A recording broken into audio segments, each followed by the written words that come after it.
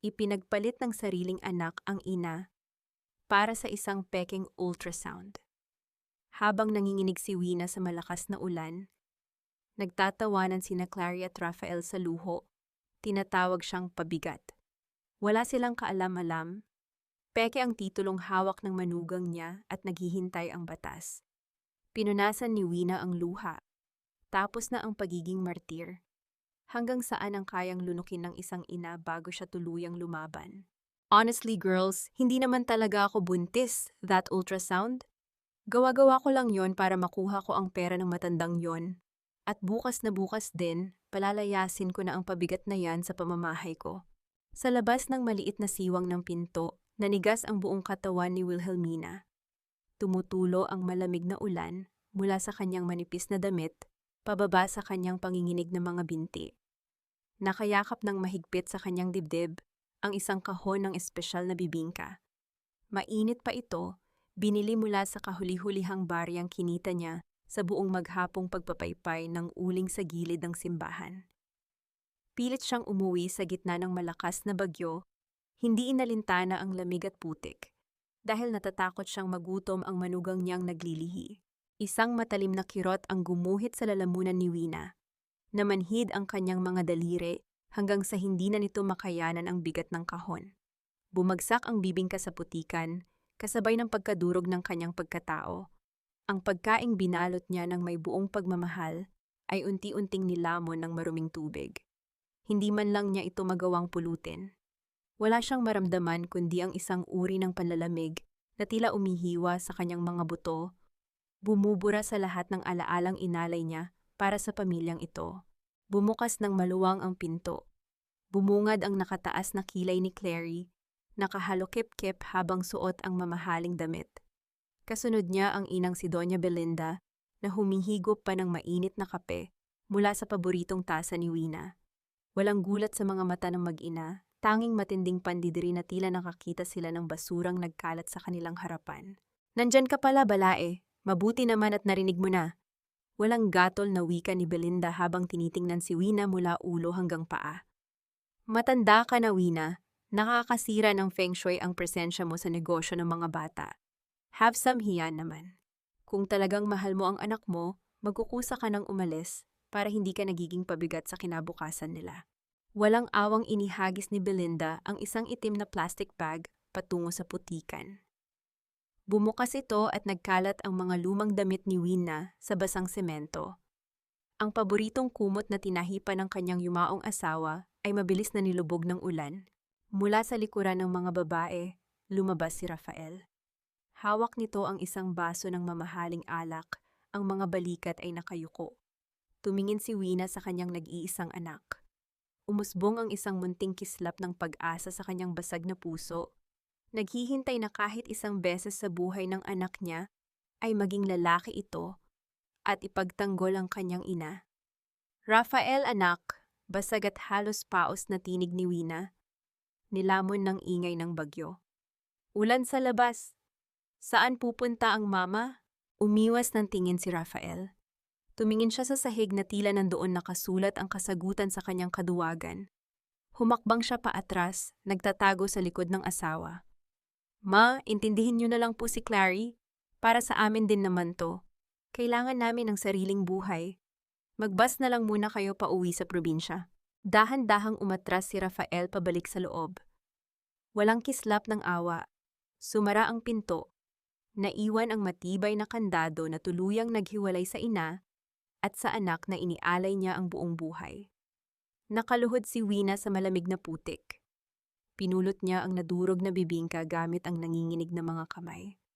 Walang luha na lumabas sa kanyang mga mata dahil inubos na ito ng sakit na walang katumbas na salita.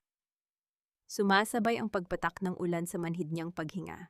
Habang pilit niyang tinitipon ang kanyang mga basang damit, isang nakakabinding liwanag mula sa headlight ng sasakyan ang tumapat sa kanya. Isang marangyang itim na kotse ang biglang huminto sa kanyang harapan. Saan ba nagkamali ang isang ina upang magluwal ng isang duwag na kayang isara ang pinto sa mismong nagbigay sa kanya ng buhay? Ang marangyang itim na kotse ay huminto. Ngunit sa sobrang manhid ng isip at katawan ni Wina, Hindi na niya inalintana kung sino ang sakay nito. Tumayo siya, bitbit ang basang plastic bag na naglalaman ng kanyang buong nakaraan at naglakad palayo sa kalsadang iyon na dati niyang tinatawag na tahanan. Hinihila niya ang kanyang mga paa sa bawat paghakbang sa baha, tila isang kaluluwang tinakasan ng liwanag, hanggang sa dalhin siya ng kanyang mga pagod na tuhod sa labas ng simbahan ng Quiapo. Madilim at walang tao sa paligid. Nakasara na ang malalaking pintuan ng simbahan. Bumagsak si Wina sa malamig na semento, sa mismong sulok kung saan araw-araw siyang nagpapaypay ng uling para sa kanyang bibingka. Dito niya iginugol ang kanyang lakas upang buhayin ang isang anak. Nasa huli ay itatapon lamang siya na parang basag na baso. Ipinikit niya ang kanyang mga mata. Hinahayaang yakapin siya ng lamig ng hangin. Isang mainit at tuyong kumot ang biglang bumalot sa kanyang nanginginig na mga balikat. Tumingala si Wina at nakita ang maamong mukha ni Sister Adela, isang madring kilala sa pag-aalaga ng mga nawalan ng tirahan sa paligid ng simbahan. Walang anumang pagtatanong sa mga mata nito, tanging dalisay na awa at pag-unawa. Dahan-dahang inalalayan ng Madre si Wina patungo sa isang maliit na pasilidad sa likod ng kumbento, kung saan may malamlam na liwanag at amoy ng kumukulong sabaw. Sa loob ng silungan, may ilang matatandang natutulog sa mga higaan. Ngunit sa isang madilim na sulok, nakuha ng atensyon ni Wina ang isang humihikbing boses.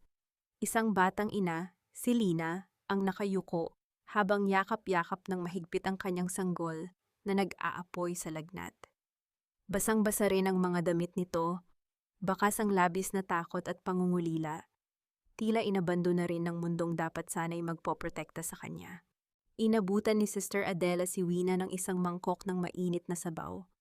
Ang bango nito ay nagdala ng pansamantalang ginhawa sa kanyang sikmura, ngunit nang marinig niya ang iyak ng bata, tila may bumasag sa matigas na yelo sa kanyang dibdib. Tiningnan niya ang kanyang nanginginig na mga kamay. Ang mga kamay na ito ang nag-alaga kay Rafael noong sanggol pa ito. Ang mga kamay na iginapang ang pamilya sa kabila ng hirap. Nawalan man siya ng anak na mapagmahal, hindi kailanman nawala ang kanyang pagiging ina. Lumapit si Wina kay Lina. Ibinaba niya ang kanyang mangkok sa maliit na mesa at marahang naupo sa tabi ng umiiyak na babae. Hindi siya nagsalita.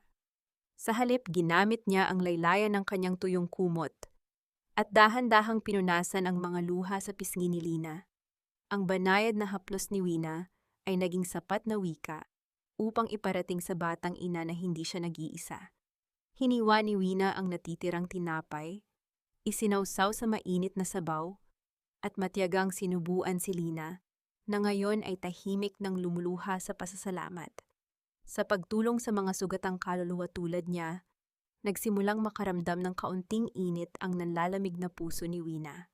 Nang makatulog na si Lina at ang sanggol, nilapitan ni Wina si Sister Adela upang magpasalamat. Habang nag-uusap sila ng mahina, may napansin si Wina sa kilos ng madre. Ang paraan ng pagngiti nito at ang isang lumang kwintas na kahoy na nakasabit sa leeg ni Sister Adela. Bakit tila pamilyar ito?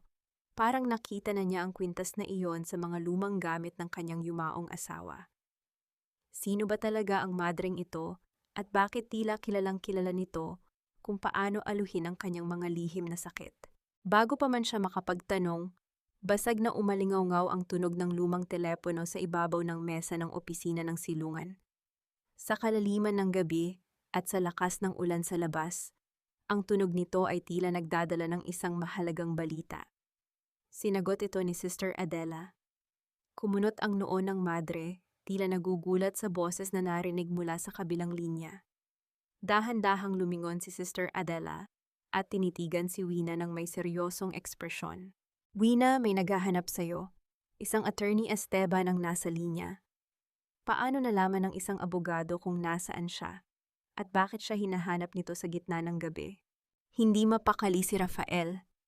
Pabalik-balik siya sa paglalakad sa harap ng nakasarang pinto habang pinakikinggan ang hagupit ng hangin at buhos ng ulan sa labas. Nakakuyom ang kanyang mga kamao, binabagabag ng imahe ng kanyang ina na basang-basa at nakaluhod sa putikan. Nang akma niyang bubuksan ang seradura upang sundan si Wina, mabilis na humarang si Clary. "Stop it, Raph! Nakakahilo ka! Nag-iinarte lang ang mama mo para makonsensya tayo!" Mataray na wika ni Clary habang pinipindot ng mabilis ang screen ng kanyang telepono. "Saan naman pupunta yon?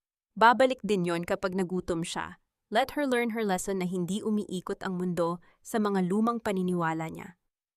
Lumapit si Doña Belinda, inaayos ang pagkakasukbit ng kanyang paboritong perlas sa leeg.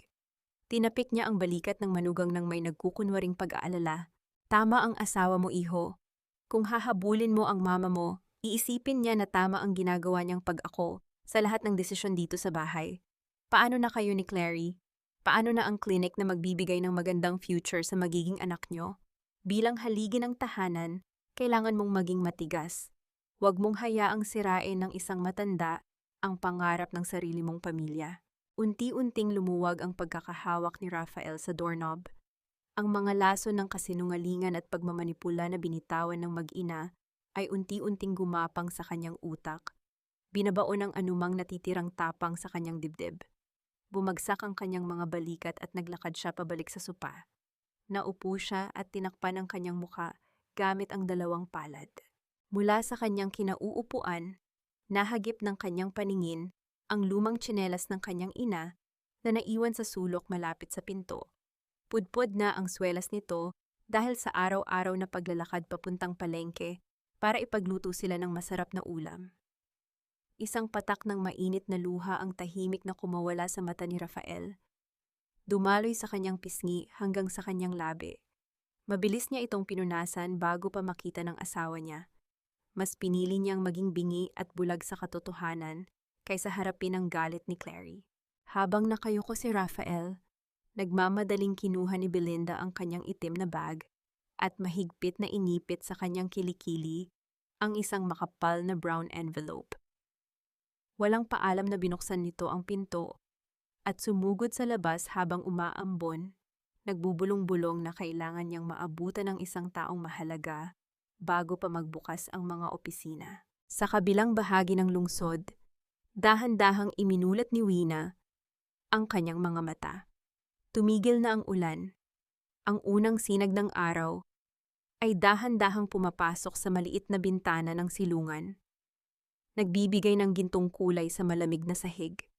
Walang nag-uutos sa kanya na bumangon para magluto. Walang boses ng manugang na nagrereklamo sa timpla ng kape. Tiningnan niya si Lina na mahimbing pang natutulog.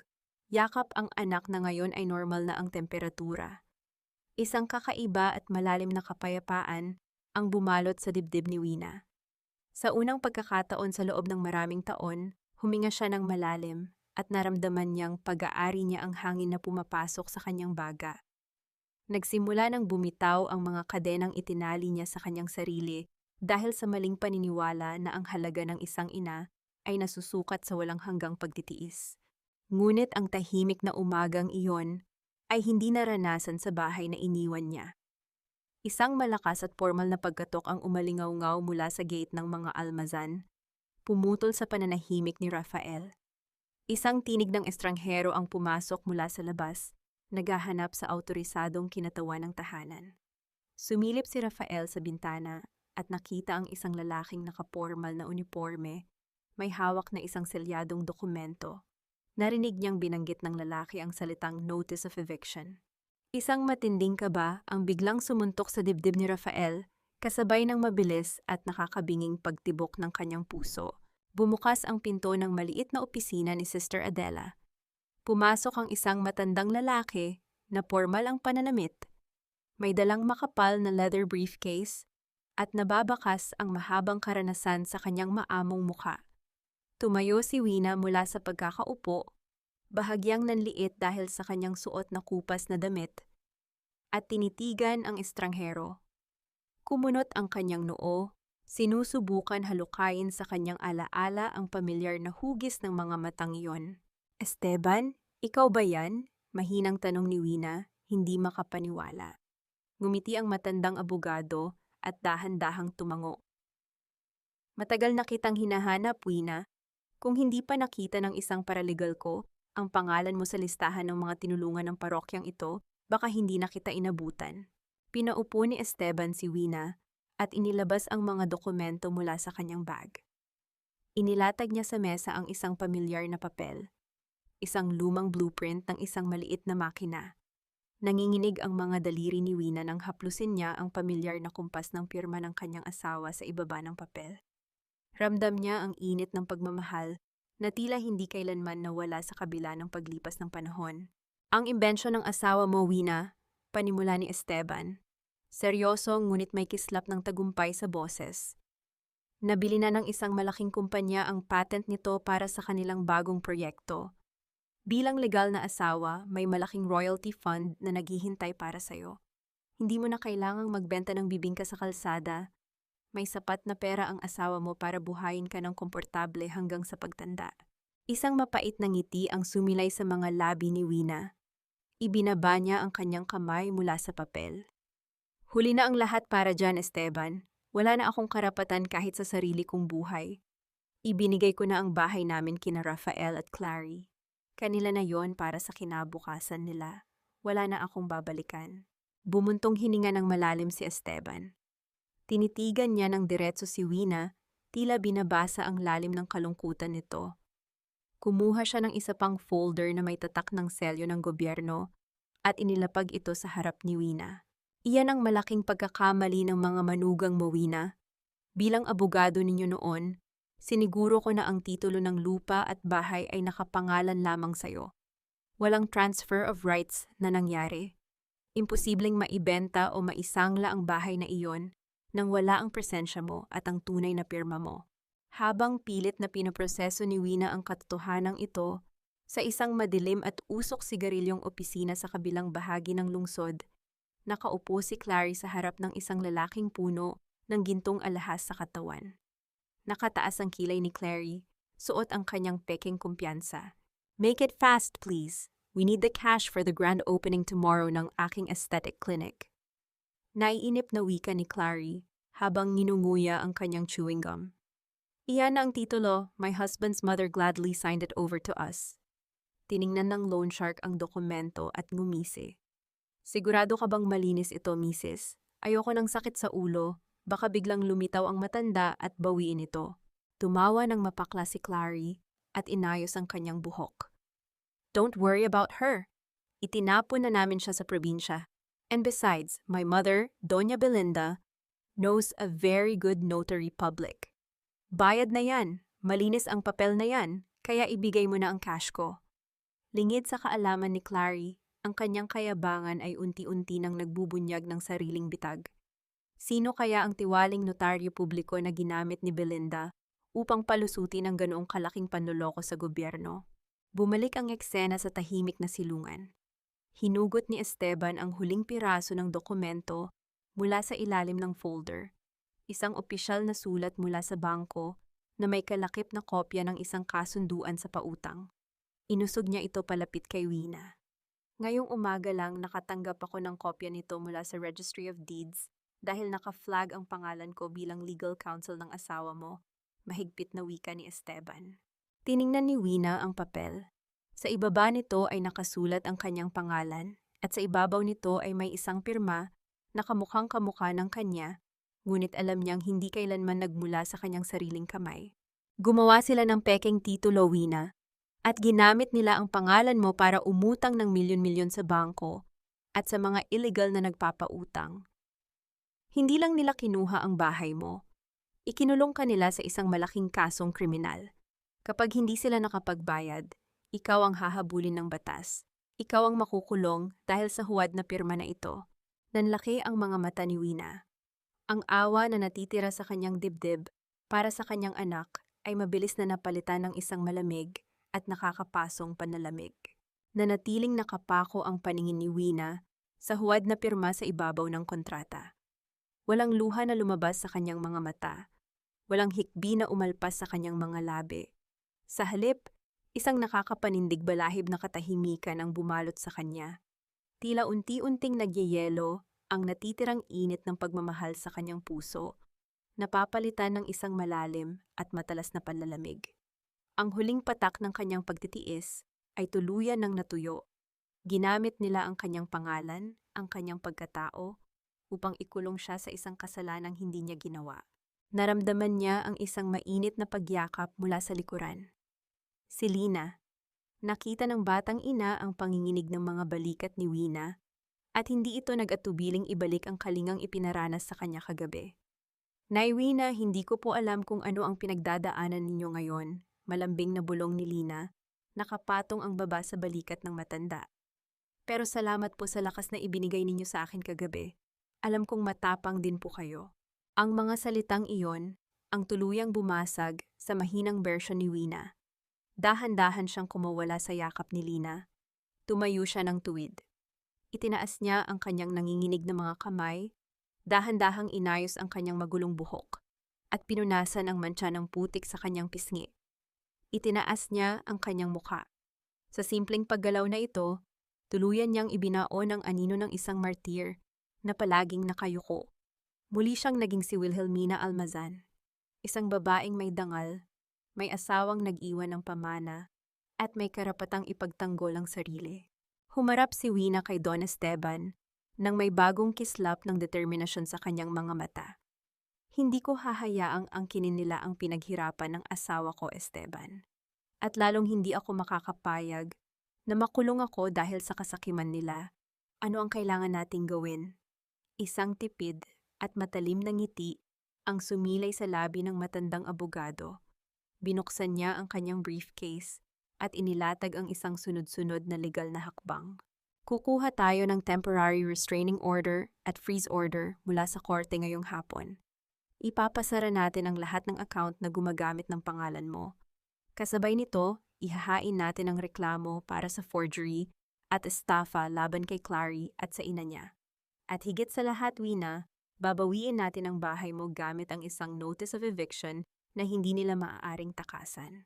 Habang pinopinal na ni Wina at Esteban, ang malamig nilang plano sa loob ng silungan, isang kakaibang tensyon naman ang bumabalot sa labas ng bahay ni Clary.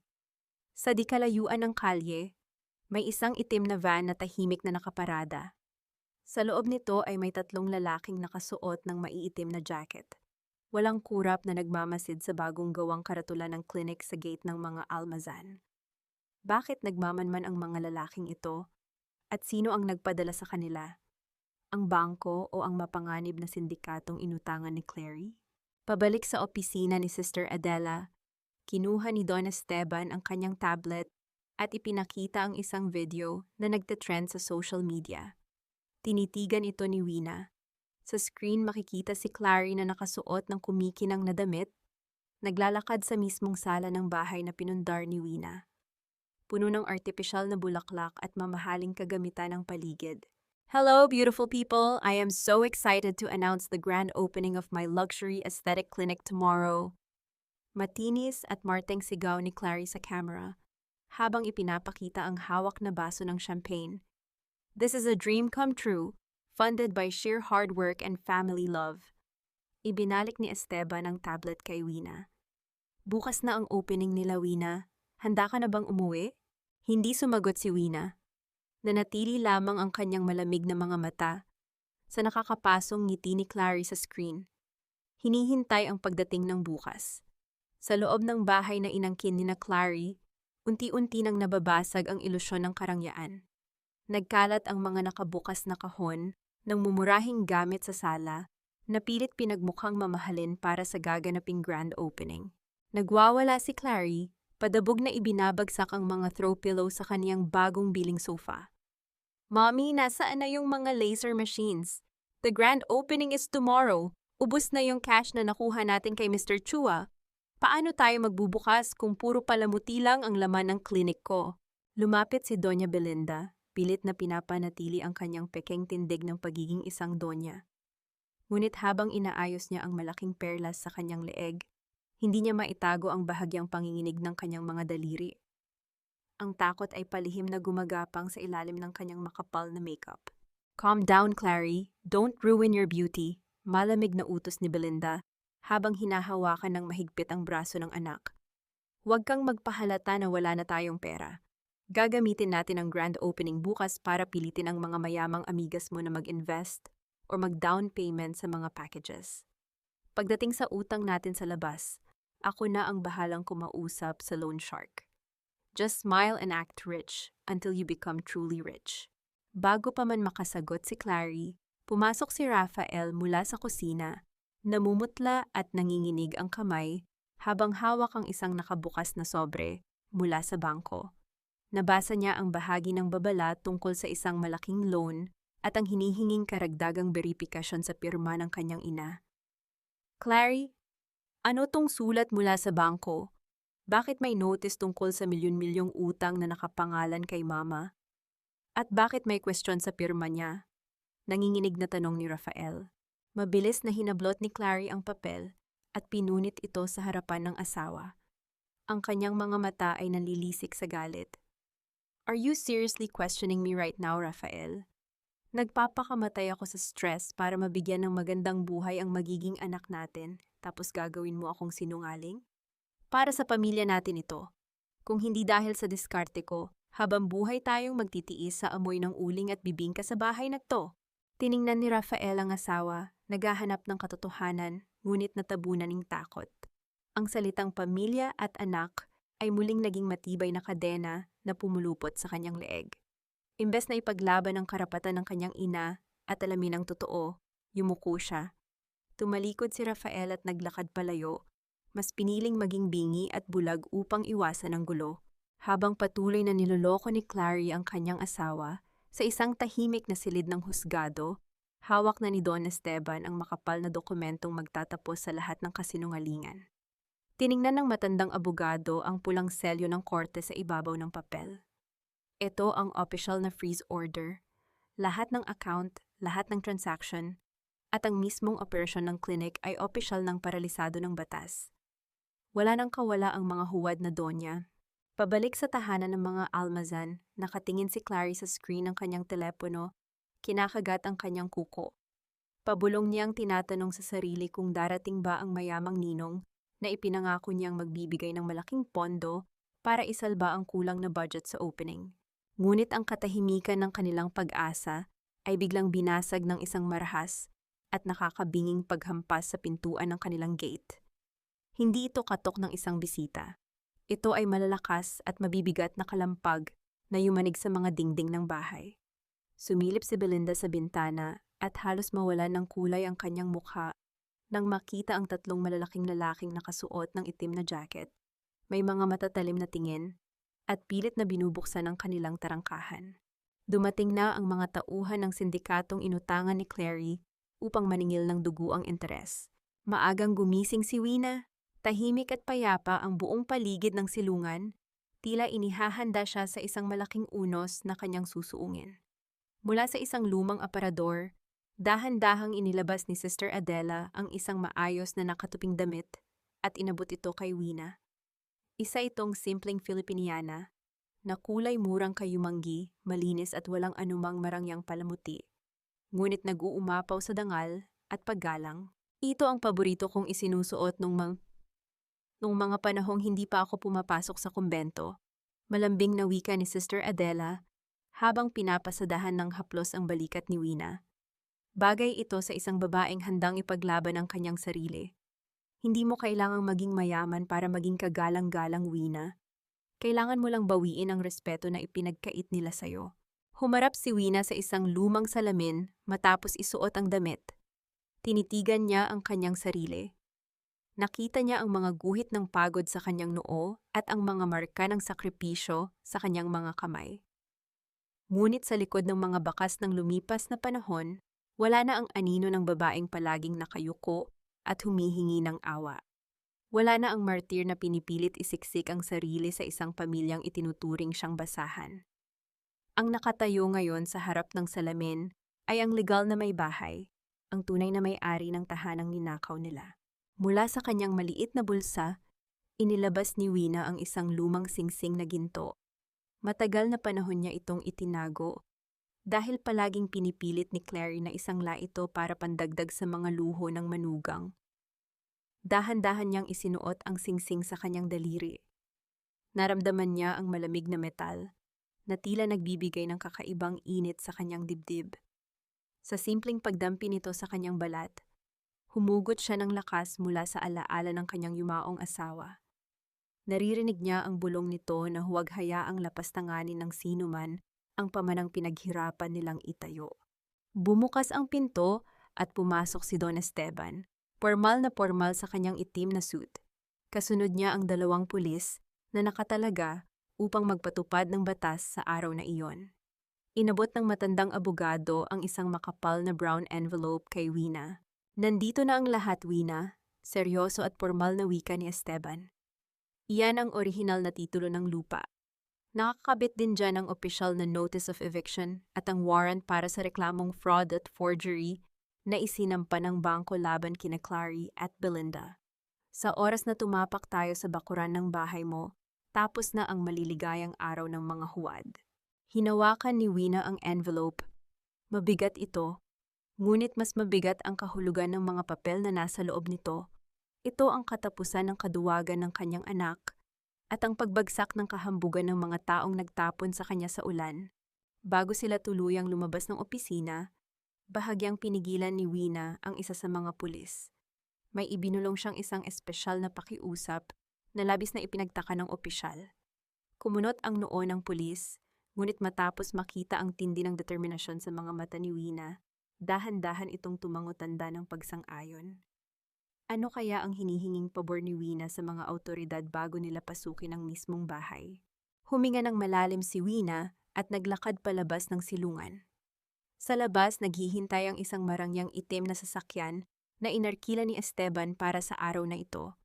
Tumigil si Wina sa tapat ng pinto ng kotse at tumingin sa malayo sa direksyon kung saan nakatayo ang bahay na kanyang itinayo mula sa pawis at dugo.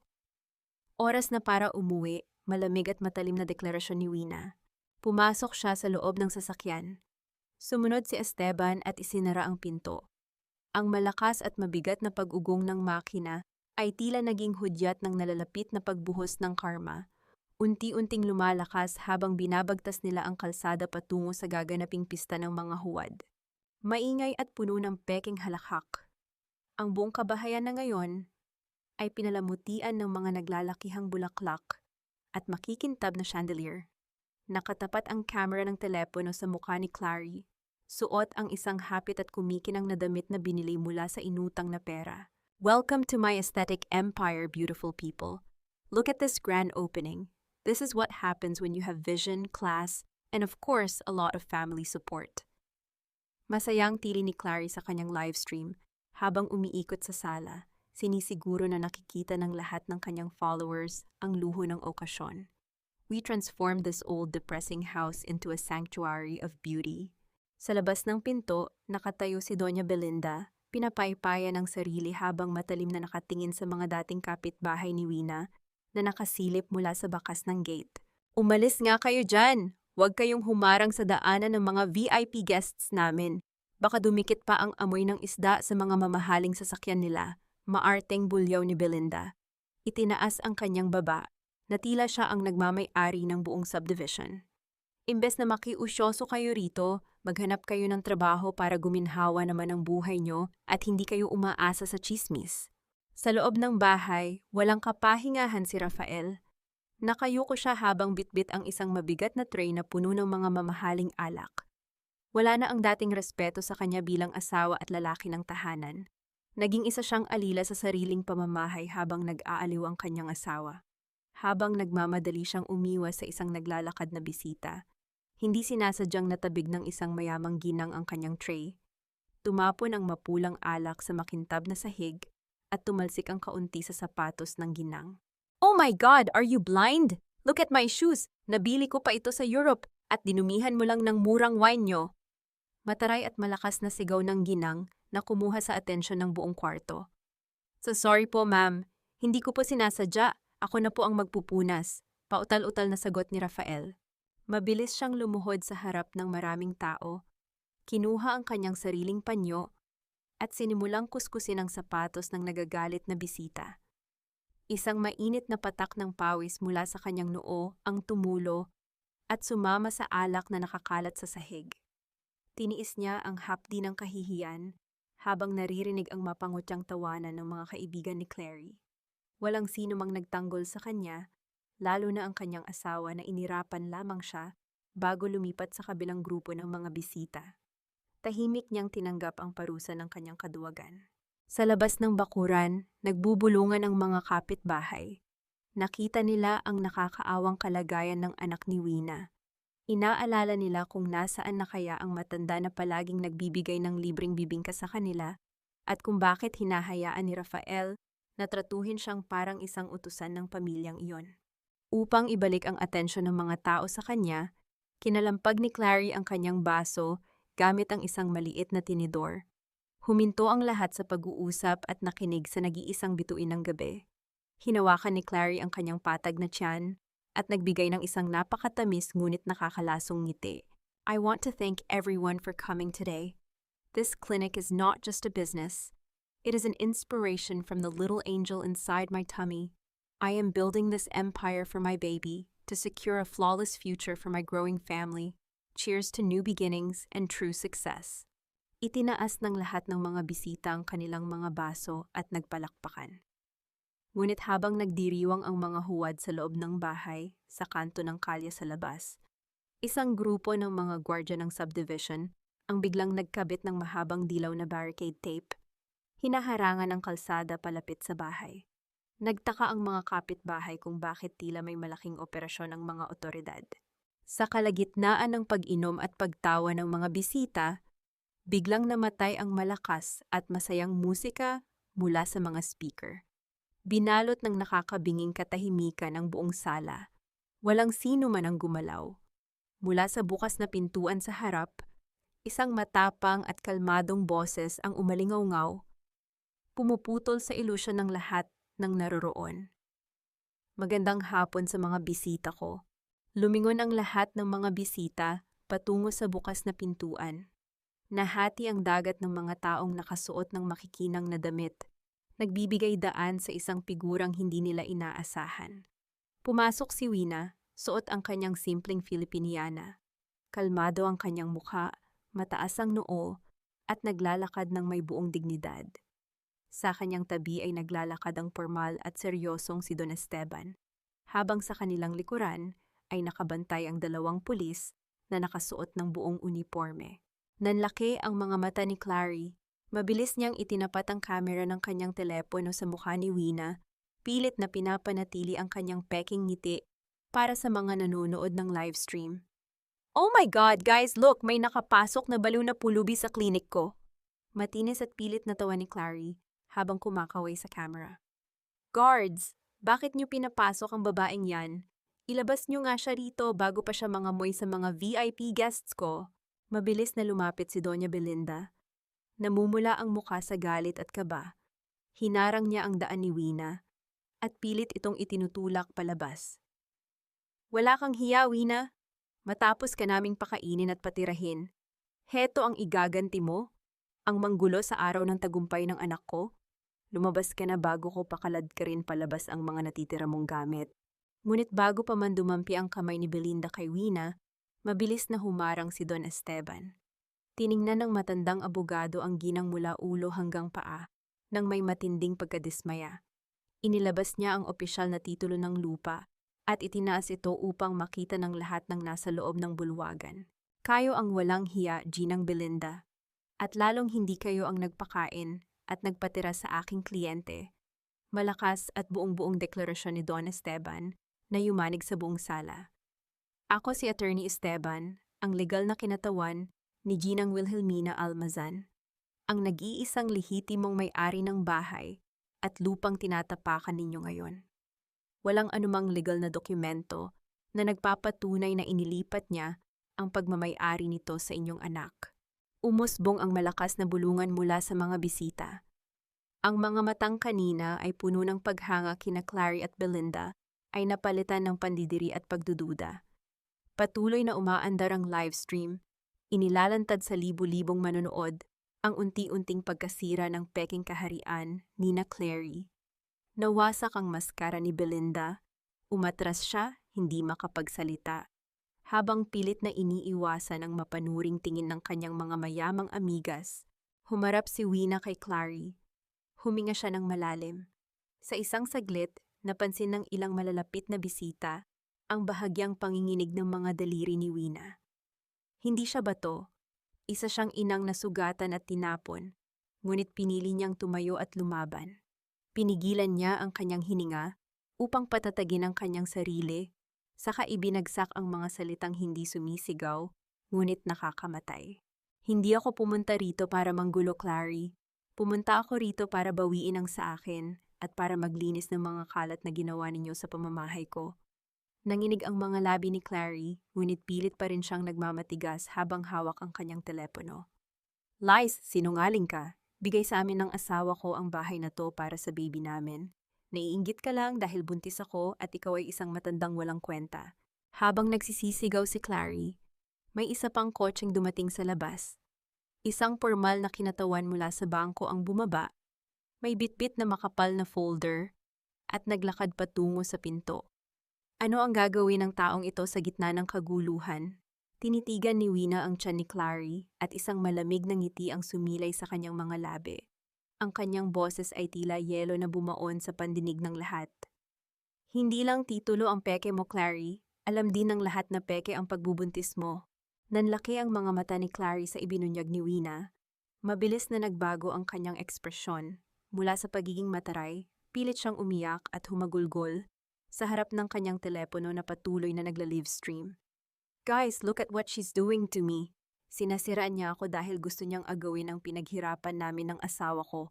Gusto niyang patayin ang baby ko sa stress. Wika ni Clary habang pilit na pinipiga ang mga luhang hindi naman lumalabas. Ngunit ang kanyang pag-iinarte ay agad na natigil nang tuluyang makapasok ang kinatawan ng bangko. Formal na inilapag sa mesa ang isang makapal na folder na may tatak na confidential. Ginang Clarita Almazan, malamig na bungad ng opisyal mula sa bangko. Ito ang opisyal na freeze order mula sa korte. Lahat ng bank accounts ninyo ay paralisado na simula ngayon. Natuklasan ng aming investigasyon, katuwang si Attorney Esteban, na ang ginamit ninyong titulo ng lupa para sa milyon-milyong loan ay isang huwad na dokumento at ang pirma ni Ginang Wilhelmina Almazan ay peke. Sasampahan kayo ng bangko ng kasong syndicated estafa at forgery. Umalingaw-ngaw ang singhap ng mga bisita. Nagkatinginan ang mga mayamang amigas, bakas ang labis na pandidiri at pagkabigla. Unti-unti silang umatras papalayo sa pamilyang kanina lang ay pinalakpakan nila. Nang marinig ang salitang estafa, tila binuhusan ng malamig na tubig si Doña Belinda. Ang kanyang peking tindig ng pagiging donya ay mabilis na gumuho. Nang subukang hawakan ni Clary ang kanyang braso upang humingi ng kakampi, mabilis na lumayo si Belinda, tila nandidiri sa sariling anak. "Huwag mo akong idawit dyan, Clary!" Malakas at nanginginig na sigaw ni Belinda, itinaas ang dalawang kamay bilang pag-atras. "Wala akong kinalaman sa pagnanakaw mo. Sarili mong desisyon yan. Pinayuhan pa nga kita na huwag mong gawin yan, pero ang tigas ng ulo mo." Napatanga si Clary. Hindi siya makapaniwalang ilalaglag siya ng sarili niyang ina sa harap ng maraming tao at sa mismong mga awtoridad. "Mommy, are you crazy? Ikaw ang naghanap ng peking notaryo. Ikaw ang nagturo sa akin na nakawin ang bahay na to."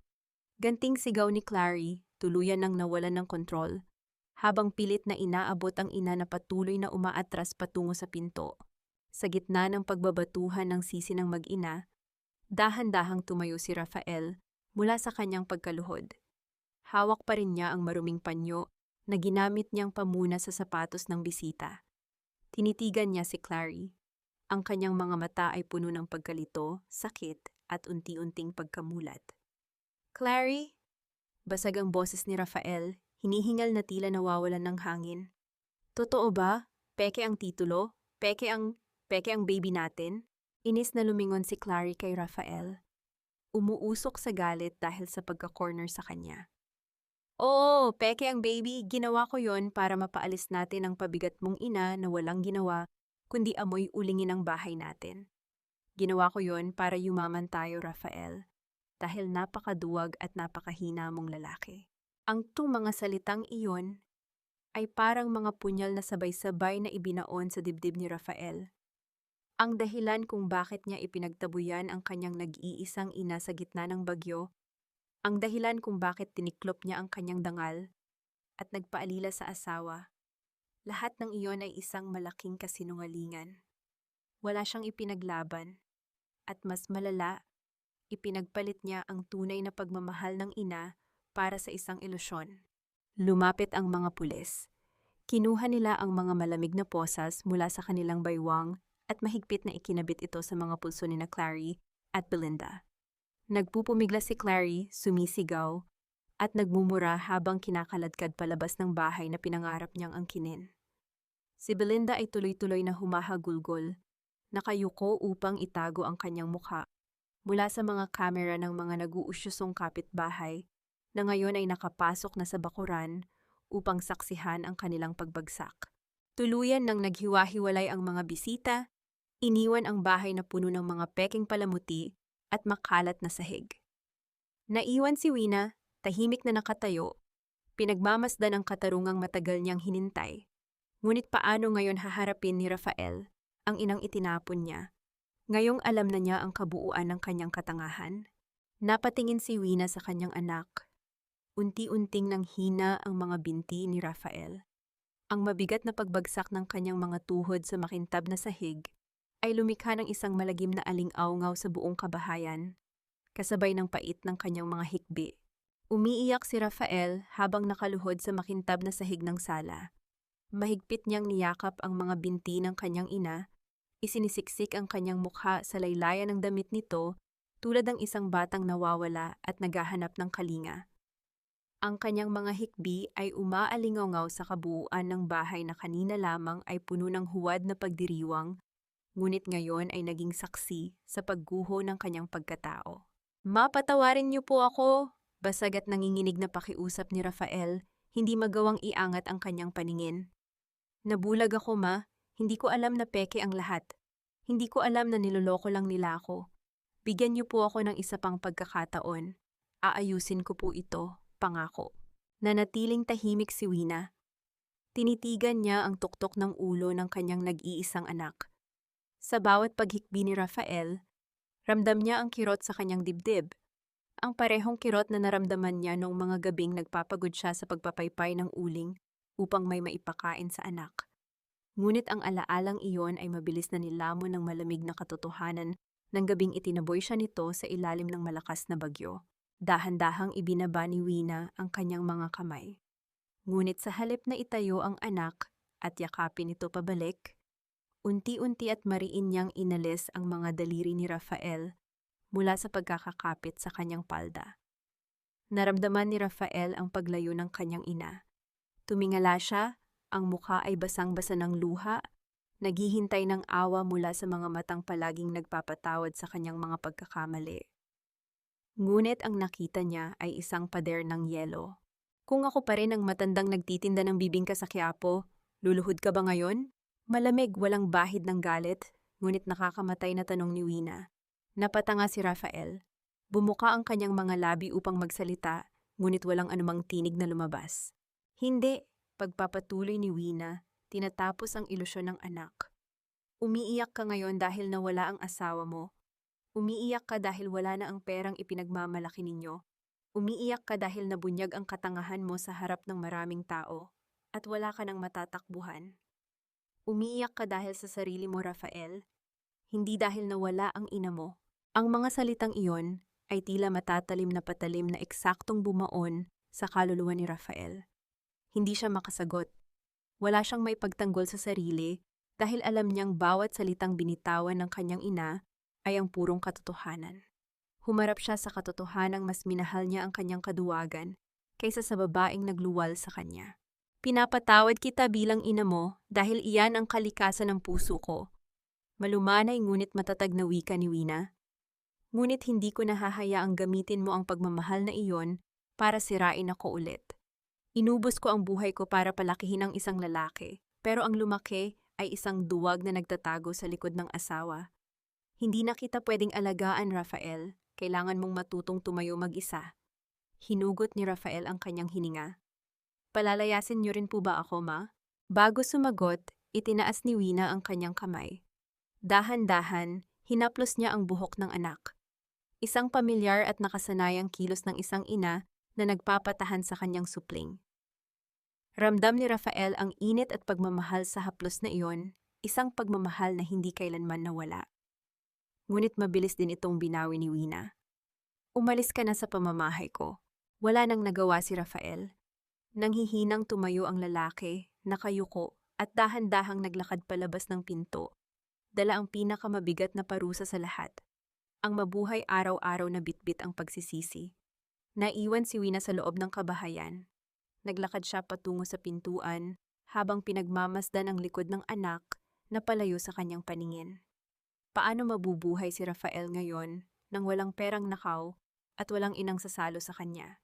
Isinara ni Wina ang makapal na pinto na gawa sa kahoy.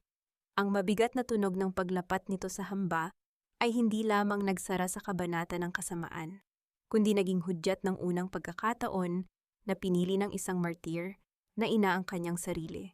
Umagos ang ginintuang sinag ng araw mula sa mga puwang ng bubungan, nagdadala ng bagong simula sa tahanang matagal na nakulong sa kasinungalingan. Bitbit ang isang timba ng malinis na tubig at basahan, sinimulan ni Wina na kuskusin ang sahig ng sala. Ang bawat paghagod niya sa makintab na kahoy ay tila nagbubura sa mga latay ng panlalait na iniwan ni na Clary at Belinda. Walang anumang pag-aalinlangan, itinapon niya ang mga peking bulaklak at ang mga palamuting binili mula sa inutang na salapi, nililinis ang kabahayan mula sa lahat ng bakas ng pagiging huwad. Naglakad siya patungo sa malalaking bintana sa harap ng bahay, na matagal nang pinanatiling nakasara ng kanyang manugang dahil sa pag-iinarte nito sa alikabok. Dahan-dahan at buong lakas na itinulak ni Wina ang mga kahoy na balangkas. Sinalubong siya ng sariwang hangin na mabilis na nagtaboy sa matapang at nakakalasong amoy ng mamahaling pabango ni Clary. Ipinikit ni Wina ang kanyang mga mata at hinayaan ang mainit na sikat ng araw na yakapin ang kanyang mukha. Sa unang pagkakataon matapos ang napakaraming taon, naramdaman niyang malaya siyang huminga sa mismong bahay na kanyang ipinundar. Ang kanyang mapayapang pagninilay ay banayad na natigil nang pumasok si Don Esteban. Formal pa rin ang ayos ngunit may maaliwalas na ngiti sa labi. May inilapag itong isang maliit at puting sobre sa ibabaw ng malinis na mesa. Iyan ang unang tseke mula sa royalty ng imbensyon ni Tomas. Malumanay na wika ni Esteban habang pinagmamasdan ang pagbabago sa mukha ng ginang. Sapat na ang halagang iyan para bumili ka ng bagong sasakyan, kumuha ng sariling katulong o magpatayo ng mas malaking mansyon. Pwede ka nang maging isang tunay na donya, Wina. Oras na para mag-enjoy ka. Tinitigan ni Wina ang tseke. Ang serye ng mga numero sa papel ay sapat na upang palitan ang lahat ng napunit niyang damit at basag na pangarap. Ngunit isang payapa at simpleng ngiti ang sumilay sa kanyang mga labi. Dahan-dahan niyang ibinalik ang sobre kay Esteban. Hindi ko kailangan ng mansyon o mamahaling sasakyan, Esteban, sagot ni Wina, puno ng kasiguraduhan ng boses. Ang pagiging donya ay para lamang sa mga taong kailangang magtago ng kanilang kahinaan sa likod ng pera. Natutunan ko na hindi pera ang magbibigay ng halaga sa isang ina. Kumunot ang noo ng matandang abogado, bagamat nababakas ang paghanga sa kanyang mga mata. Kung ganoon, anong gusto mong gawin sa pamanang ito? Inilibot ni Wina ang kanyang paningin sa malawak at maaliwalas na sala. Gusto kong palakihin ang bahay na ito, Esteban. Hindi para sa akin, kundi para sa mga babaeng itinapon ng sarili nilang pamilya. Gusto kong gawin itong silungan para sa mga inang tulad ni Lina, mga babaeng nawalan ng boses at nakalimutan ng kanilang sariling halaga. Walang ina ang dapat matulog sa ulan. Tumango si Esteban, ramdam ang bigat at ganda ng layunin ng matanda. Aayusin niya ang mga papeles upang gawing isang formal na foundation ang tahanang ito. Habang pinag-uusapan nila ang mga detalye, isang banayad na pagtawag mula sa labas ng gate ang bumasag sa katahimikan ng umaga. May isang estranghero na nag-aabang sa labas. Sino kaya ang bibisita sa kanya, gayong alam ng buong subdivision na katatapos lamang ng isang malaking iskandalo sa bahay na yon? Naglakad si Wina patungo sa bukas na pintuan. Bumungad sa kanya ang isang pamilyar at maamong mukha. Nakatayo si Lina kasama si Sister Adela. Maaliwalas ang mukha ng batang ina at sa kanyang mga kamay ay may bitbit siyang isang malaking bayong na puno ng sariwang dahon ng saging, uling at galapong. Nay Wina, nanginginig ngunit puno ng pag-asang wika ni Lina. Pwede po ba ninyo akong turuang gumawa ng bibingka? Sa isang masikip at maalinsangang pampublikong salon, sa kabilang dako ng bayan, walang bakas ng pagiging donya sa hitsura ni Clary. Ang kanyang mga kamay na dati puno ng mamahaling alahas at palaging may bagong manicure, ay ngayon ay nakababad sa maruming tubig na may matapang na amoy ng asido. Nakaluhod siya sa malamig na tile habang pilit na kinukuskus ang madilaw-dilaw na inodoro, hinihingal at pinagpapawisan upang makabayad sa interes ng perang inutang niya para makapagpiyansa. Ano ba, Clarita? Nagmamaganda ka na naman dyan. Binabayaran kita para maglinis, hindi para tumunganga. Umalingaw-ngaw ang matinis na sigaw ng matabang may-ari ng salon, sabay tapon ng isa pang maruming basahan sa mismong harapan ni Clary. Wala ka na sa mansyon kaya bilis-bilisan mo ang pagkuskus mo dyan kung gusto mong makakain mamayang gabi. Kinagat ni Clary ang kanyang ibabang labi hanggang sa halos magdugo ito. Pilit niyang pinipigilan ang pagtulo ng kanyang mga luha. Subukan man niyang sumagot gamit ang kanyang mataray na Ingles, alam niyang wala na siyang boses at kapangyarihan. Nilamon na siya ng sarili niyang ambisyon. Hindi rin nalalayo ang mapait na anihan ng kanyang ina. Sa tapat ng isang marangyang subdivision, nakatayo si Doña Belinda sa ilalim ng matinding sikat ng araw. Wala na ang kanyang mga peking perlas at makapal na make-up. Pilit niyang hinaharang ang paglabas ng sasakyan ng isa sa kanyang mga dating mayamang amigas. Nang bahagyang bumaba ang bintana ng kotse, mabilis na lumapit si Belinda. Mare, parang awa mo na, pautangin mo naman ako. Kahit kaunti lang, pambili lang ng gamot at pang-down sa abogado. Nagmamakaawa at nanginginig na wika ni Belinda. Nakalapat ang dalawang palad sa labas ng bintana ng kotse. Isang matalim at pandiring irap lamang ang isinukli ng kanyang dating kaibigan. Huwag mo akong matawag-tawag na Mare, Belinda. Nakakahiya ang ginawa niyo sa manugang mong matanda. Baka manakawan mo pa ako ng titulo ng bahay. Driver, umalis na tayo rito bago pa ako mahawaan ng kamalasan ng babaeng yan. Mabilis na umarangkada ang sasakyan, tumalsik ang maruming tubig mula sa kalsada, at dumikit sa kupas na damit ni Belinda. Naiwan siyang nakatayo, kinakain ng matinding kahihiyan, habang pinagtitinginan ng mga gwardya ng subdivision na dati sinusungitan niya. Walang makakatakas sa tindi ng batas ng karma. Samantala, sa maingay at maputik na palengke ng Quiapo, buong lakas na pinapasa ni Rafael ang isang sako ng bigas. Ang kanyang balat ay sunog na sa araw, at ang kanyang mga damit ay basang-basa ng pawis at dumi. Bawat mabigat na hakbang niya ay katumbas ng pagsisisi na unti-unting dumudurog sa kanyang kaluluwa. Wala na ang asawang nagmamanipula sa kanya. Ngayon, ang buhay mismo ang nagpaparusa sa kanyang kaduwagan. Tahimik niyang tinatanggap ang bawat utos at bulyaw ng kanyang mga amo, hindi nagrereklamo, tila pinaparusahan ang sarili. Nang maibaba niya ang sako sa isang bodega, napahinto si Rafael upang punasan ang kanyang mukha. Sa kabilang hilera ng mga tindahan, nakita niya ang isang matandang babaeng nakayuko, hirap na namimili ng mga murang prutas. Ang hubog ng balikat ng matanda ay pamilyar na pamilyar. Naalala niya kung paano ganoon din kapagod ang kanyang ina tuwing umuuwi ito mula sa palengke upang ipagluto siya ng paborito niyang ulam na hindi niya kailanman napasalamatan. Isang tahimik ngunit mainit na luha ang tumakas mula sa kanyang mga mata, humalo sa pawis sa kanyang maruming pisngi. Habang binibilang ni Rafael ang kanyang kakarampot na bariya bilang sahod para sa araw na yon, isang pamilyar na tinig ang tumawag sa kanya. Isang dating kapitbahay nila mula sa subdivision ang nagkataong bumibili ng isda malapit sa kanyang pwesto. Rafael, ikaw ba yan? Diyos ko, ang laki ng ipinayat mo, usisa ng kapitbahay, habang pinagmamasdan ng kanyang maruming anyo. Bago pa man makasagot si Rafael, nagpatuloy ito. Balita ko, pinapaayos ng nanay mo ang bahay niyo. Mag-isa siyang nagpapagawa ng mataas na bakod at nagpapalawak ng garahe. Ang daming ginagawa. Hindi mo ba siya tutulungan? Susubukan kaya ni Rafael na bumalik sa bahay na iyon upang manghingi ulit ng tulong at awa? O sapat na ba ang kanyang natutunan upang manatili sa kalsada? Isang matinding kaba at malalim na panibagong lungkot ang bumalot sa dibdib ni Rafael habang mahigpit na pinipisil ang mga barya sa kanyang palad. Ang malamig na hangin ng madaling araw ay sinabayan ng tahimik. Nakaluskos ng walis tingting sa semento. Bago pa man sumikat ang araw at magising ang mga tao sa subdivision, isang anino ang matiyagang nagwawalis ng mga tuyong dahon sa labas ng bakuran ng bahay ng Sampaguita. Si Rafael, sa kabila ng pagod mula sa pagbubuhat ng kargamento kinahapunan, pinili niyang gamitin ang natitirang oras upang palihim na maglingkod sa tahanang hindi na sa kanya. Walang anumang pag-aangkin sa kanyang mga kilos. Dahan-dahan niyang inayos ang tumutulong tubo sa gilid ng garahe.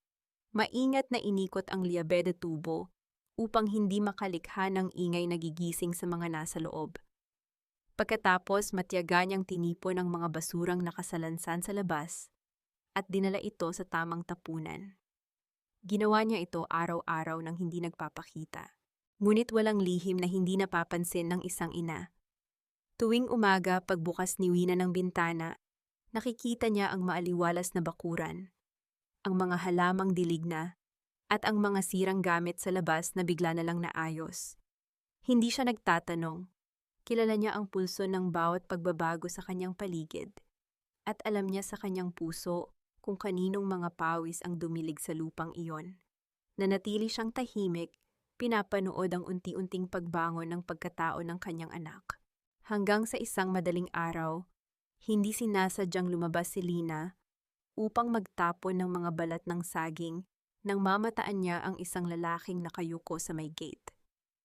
Inaayos nito ang sirang bisagra. Bahagyang nagulat si Lina, dahilan upang mabilis niyang matawag si Wina mula sa loob. Bumukas ang pangunahing pinto. Lumabas si Wina balot ng isang simpleng alampay. Huminto si Rafael sa kanyang ginagawa. Ibinaba niya ang hawak na martilyo at dahan-dahang tumayo. Namula ang kanyang mukha sa hiya.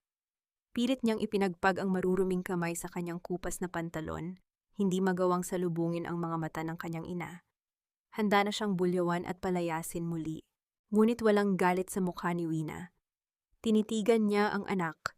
Payat, sunog ang balat, puno ng kalyo ang mga kamay. Wala na ang makinis na lalaking nagtatago sa anino ng luho. Ang nasa harap niya ngayon ay isang tunay na lalaking humaharap sa hirap ng buhay. Walang matatalim na salita, puro kapayapaan lamang ang mababasa sa kanyang mga mata. Basag at mahinang simula ni Rafael. Pinipigilan ang pagpanginig ng kanyang baba. Huwag po kayong mag-alala, hindi po ako papasok, at hindi po ako nandito para manghingi ng pera o pabor. Nabasa ko po kasi nung isang linggo na marami kayong ipinapagawa. Gusto ko lang po sanang tumulong ng libre, kahit sa mga mabibigat na trabaho sa labas ng gate. Huminga ng malalim si Wina. Pinakikinggan ang sinseridad sa bawat panginginig ng boses ng kanyang anak. Papasok na po ako sa trabaho sa palengke, ma. Pagpapatuloy ni Rafael, habang unti-unting pumapatak ang mga luha sa kanyang maruming pisngi. Gusto ko lang pong magpasalamat sa lahat ng sakripisyo niyo noon na hindi ko nakita. Naging napakasama kong anak, pero sinubukan niyo pa ring maging pinakamabuting ina. Tinatanggap ko po ang parusa ko. Pangako, magpapakatotoo na po ako sa sarili ko. Dahan-dahang lumapit si Rafael sa konkretong pader ng gate. Mula sa bulsa ng kanyang lumang jacket, inilabas niya ang isang maliit na brown paper bag na medyo lukot na. Ipinatong niya ito nang maingat sa ibabaw ng pader. Binili ko po mula sa unang sahod ko na walang halong panlolo. Paborito niyo po yan. Yumuko si Rafael bilang tanda ng malalim na paggalang, tumalikod, at nagsimulang maglakad palayo sa kalsadang nababalot pa ng dilim. Hindi siya lumingon, pinaninindigan ang bawat hakbang patungo sa bagong buhay na pinili niya. Lumapit si Wina sa pader at kinuha ang paper bag. Nang buksan niya ito, sumingaw ang matapang at pamilyar na bango ng kapeng barako. Hindi ito nabili sa mamahaling kapehan. Galing ito sa kakarampot na kinita ng isang lalaking natutong magpakumbaba. Tiningnan ni Wina ang likod ni Rafael na unti-unting nawawala sa dilim. Sa unang pagkakataon matapos ang matagal na panahon, isang purong ngiti ang sumilay sa kanyang mga labi. Huminga siya ng malalim, nilalasap ang kapayapaan sa kanyang dibdib. Tuluyan na nga bang naghilom ang sugat ng kahapon? Maaliwalas ang kalangitan at tila umaawit ang simoy ng hangin sa paligid ng bagong pinturang tahanan ni Wina. Sa loob ng pinalawak na kusina, nag-uumapaw ang init hindi mula sa tensyon o galit, kundi mula sa nagbabagang uling ng mga lutuan.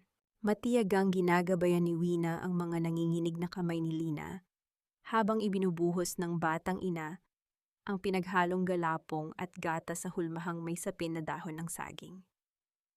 Kasama nila ang 3 pang inang kinupkop ng tahanan.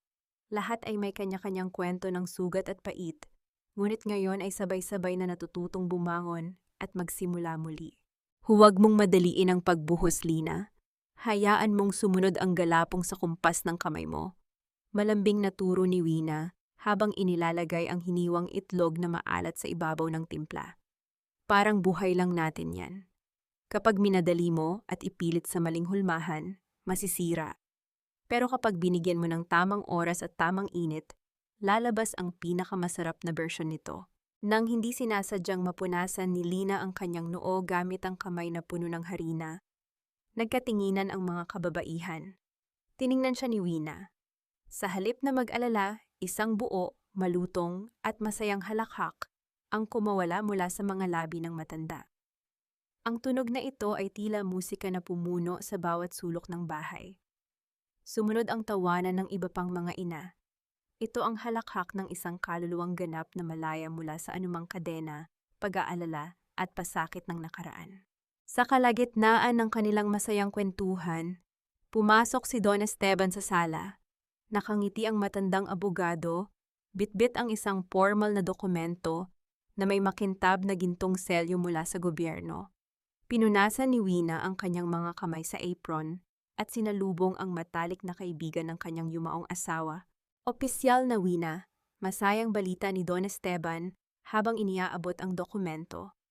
Ang bahay na ito ay nakarehistro na hindi lamang bilang isang pribadong pag-aari, kundi bilang isang ganap na foundation at safe house.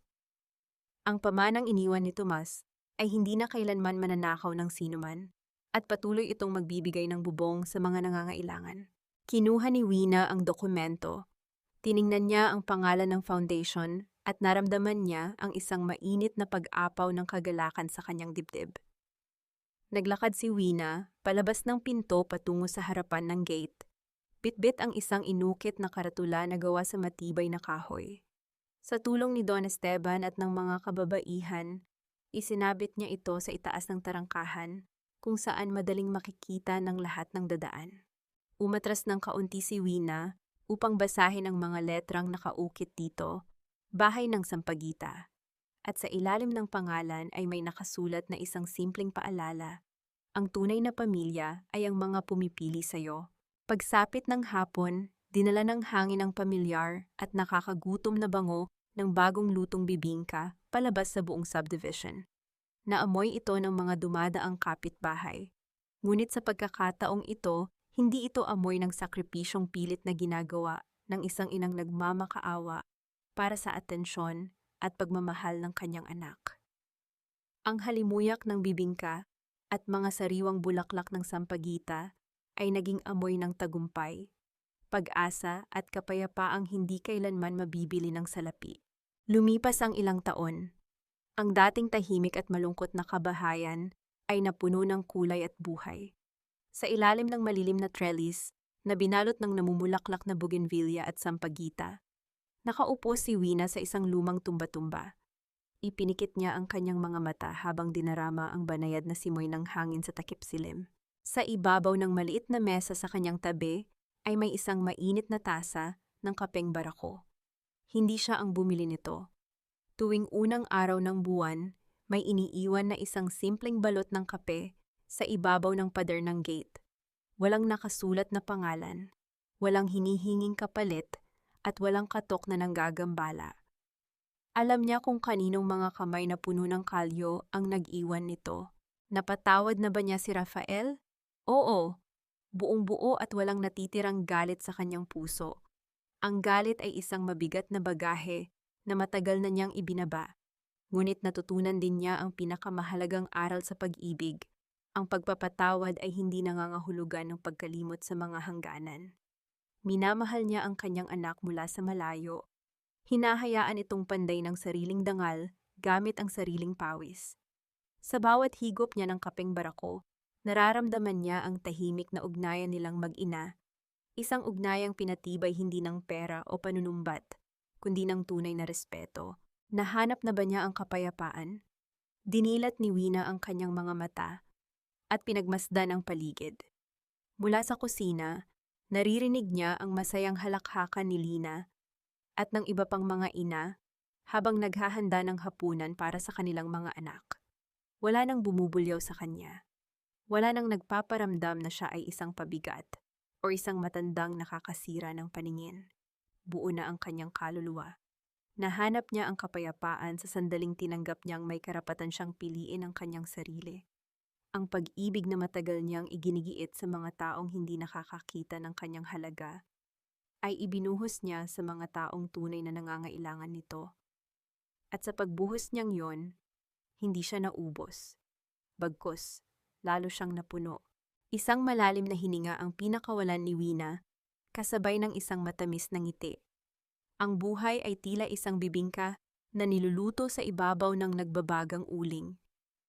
Dadaan ka sa matinding init. Masusunog ang ilang bahagi ng iyong pagkatao. Huhusgahan ka ng mga taong hindi nakakaintindi sa proseso ng iyong pagtitiis. Ngunit sa huli, ang apoy na akala mo ay tutupok sa iyo ang siya palang magbibigay sa iyo ng lakas, tatag at halaga. Ang pagiging ina ay isang sagradong tungkulin, ngunit hindi ito isang sumpa ng walang hanggang pagiging martir. Hindi ka isang pabigat dahil tumanda ka. Ang tunay na pabigat sa mundong ito ay ang kasakiman at ang kawalan ng utang na loob. Habang dahan-dahang lumulubog ang araw, itinaas ni Wina ang kanyang tasa ng kape. Wala siyang pinagsisihan.